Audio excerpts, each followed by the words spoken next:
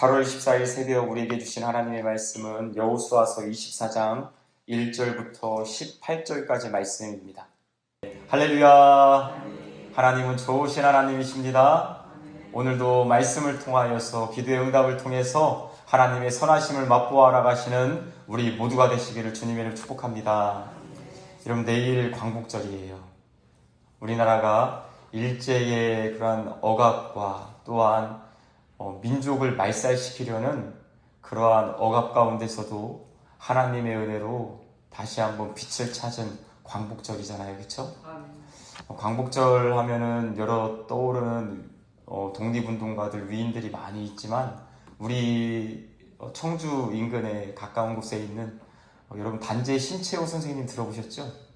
단재 신채호 선생님이 하신 말씀 중에 역사를 잊어버린 민족에게는 미래가 없다라고 하는 말이 있습니다.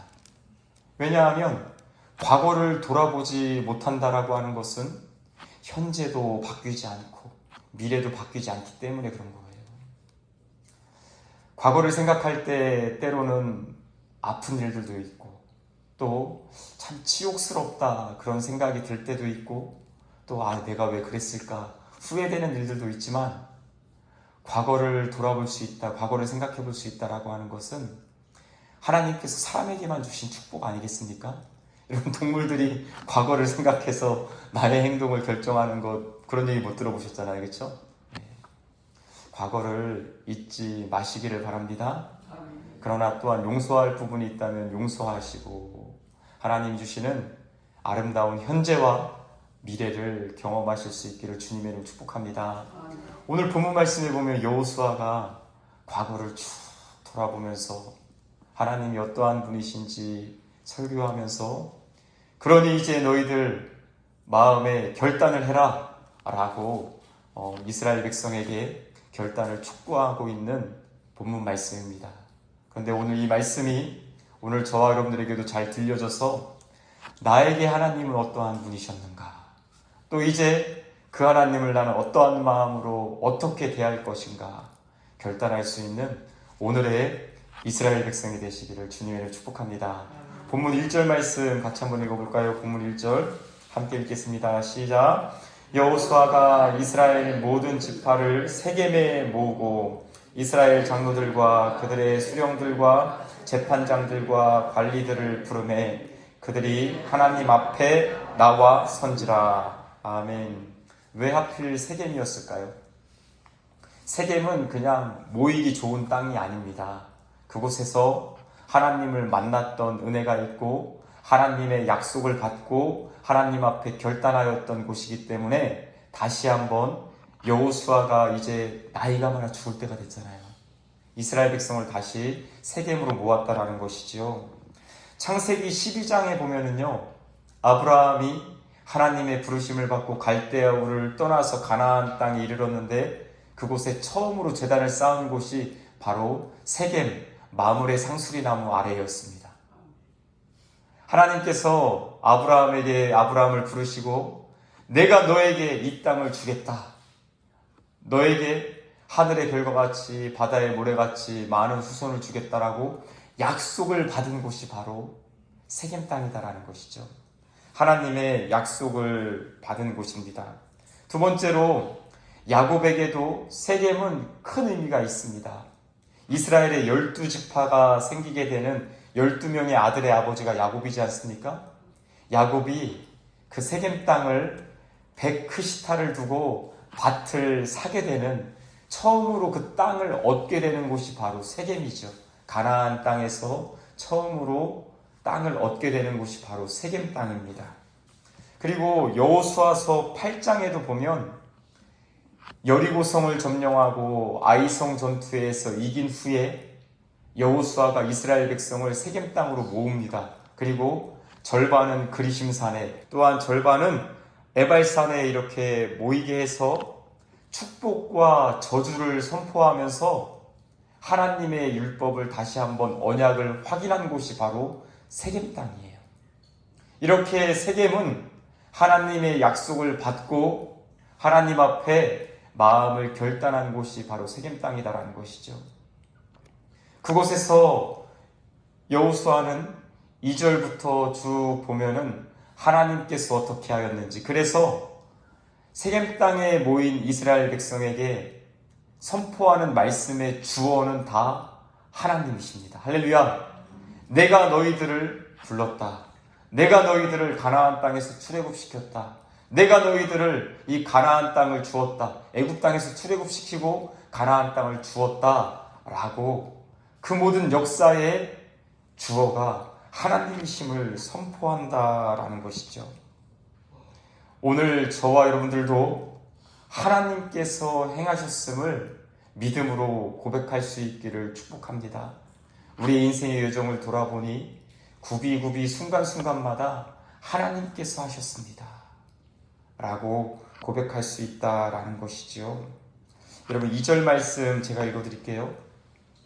여호수아가 모든 백성에게 이르되 이스라엘의 하나님 여호와께서 이같이 말씀하시기를 옛적에 너희의 조상들 곧 아브라함의 아버지 나홀의 아버지 데라가 강 저쪽에 거주하여 다른 신들을 섬겼으나 3절 함께 읽겠습니다. 내가 너희의 조상 아브라함을 강 저쪽에서 이끌어내어 가나안 온 땅에 두루 행하게 하고 그의 씨를 번성하게 하려고 그에게 이삭을 주었으며. 아멘. 여러분 하나님이 아브라함을 부르셨습니다. 그런데 아브라함을 부르실 때 아브라함의 아버지 데라는 어떤 사람이었습니까? 우상 파는 사람이었습니다. 우상 만들어서 파는 사람. 여러분 실감나게 말씀드리면 여러분 육거리 가보신 적 있죠? 육거리에서 시내 쪽으로 가는 길에 보면 양쪽으로 만물상이라는 데가 있어요. 부처 만들어서 팔고 부처 섬기는 데 필요한 여러 가지 도구 파는. 여러분 데라가 그런 사람이었다고요. 그런 우상 만들어서 파는 아버지 아래에 있던 아브라함을 하나님이 부르셨는데 여러분 아브라함에게 무슨 자격이 있어서 불렀겠습니까? 아브라함의 모습을 보니까 어떠한 특별한 점이 있어서 하나님이 너는 나를 섬겨라라고 부르셨겠습니까? 아니요. 하나님이 먼저 아브라함을 아셨고 하나님이 아브라함을 택하셨고 그를 부르신 줄 믿습니다. 찬송가 90장에 보면 주의 순애가 알기 전 찬양, 저도 너무 좋아하는 찬양인데요. 여러분들도 그 찬양 아시죠? 주의 순애가 알기 전 날 먼저 사랑했네. 그 크신 사랑 나타나 내 영혼 거듭났네. 할렐루야. 우리가 하나님을 선택한 것이 아니라 우리가 하나님을 먼저 아는 것이 아니라 하나님이 먼저 우리를 아시고 선택하시고 부르셔서 구원을 허락해 주신 줄 믿습니다. 하나님은 그런 하나님이세요. 또한 오늘 본문 9절과 10절 말씀 같이 한번 읽어볼까요? 9절과 10절 함께 읽겠습니다. 시작. 또한 모압 왕 십볼의 아들 발락이 일어나 이스라엘과 싸우더니 보내어 부올의 아들 발람을 불러다가 너희를 저주하게 하려 하였으나 내가 발람을 위해 듣기를 원하지 아니하였으므로 그가 오히려 너희를 축복하였고 나는 너희를 그의 손에서 건져내었으며. 아멘.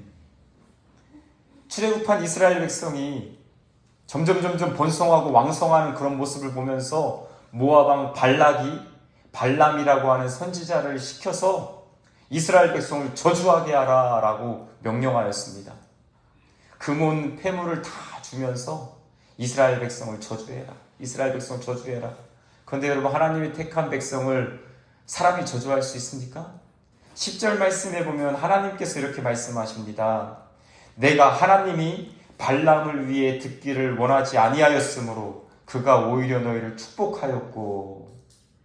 하나님이 선택한 백성, 하나님이 축복하시면 여러분 어느 누구도 저주할 수 없다라는 것이죠. 아니 하나님은 그 저주를 변화하여 축복이 되게 하시는 하나님이신 줄 믿으시기 바랍니다. 우리 인생 가운데 여러분 사람이 우리를 하나님의 사랑에서 어찌 끊을 수 있으리요. 어떠한 것이 우리를 하나님의 사랑에서 끊겠습니까? 여러분 하나님의 사랑을 확신하시기를 주님의 이름으로 간절히 소망합니다. 하나님이 우리를 위하시면 누가 우리를 대적하겠습니까? 여러분, 이 세상의 어떠한 것도, 현재일이나 장래일이나 죽음도 하나님의 사랑에서 우리를 끊을 수 없는 것을 여러분 믿으십시오. 하나님의 사랑이 어떻게 나타났습니까? 예수 그리스도를 통해서 우리가 받아야 할 저주를 예수님이 십자가에서 대신 받으시고 우리는 하나님의 사랑받는 존재가 되어 더 이상 저주 아래에 있지 아니하고 하나님의 은혜와 사랑과 축복 아래에 있는 것이 바로 여러분이다라는 것이죠. 하나님은 그런 분이십니다.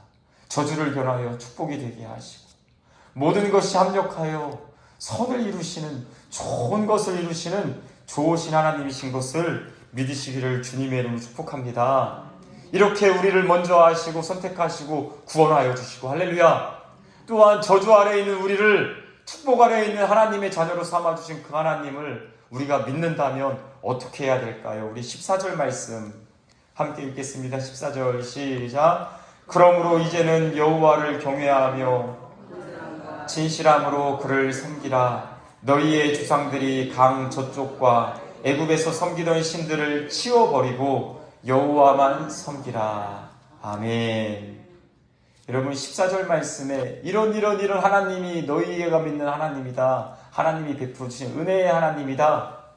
그러므로 여러분 순종은 은혜 받은 자의 그러므로의 결과인 것이죠.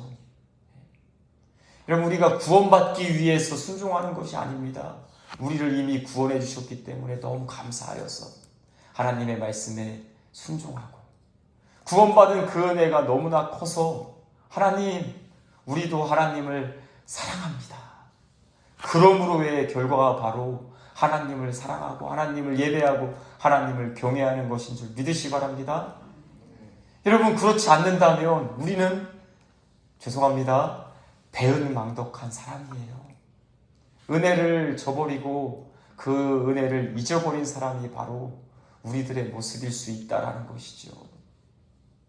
또한 15절 말씀 제가 읽어드릴게요. 15절 만일 여호와를 섬기는 것이 너희에게 좋지 않게 보이거든 너희 주상들이 강 저쪽에서 섬기던 신들이든지 또는 너희가 거주하는 땅에 있는 아모리 족속의 신들이든지 너희가 섬길 자를 오늘 택하라. 오직 나와 내 집은 여호와를 섬기겠노라 하니. 아멘.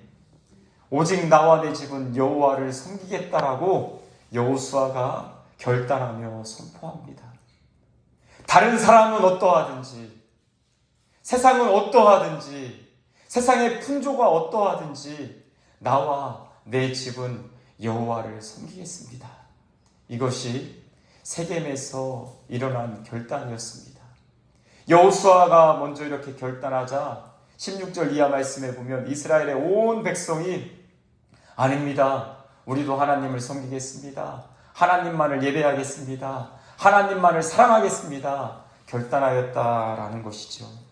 사랑하는 성도 여러분, 이 새벽이 주님의 몸 된 이 예배당이 오늘 우리의 세겜이 되기를 간절히 소망합니다.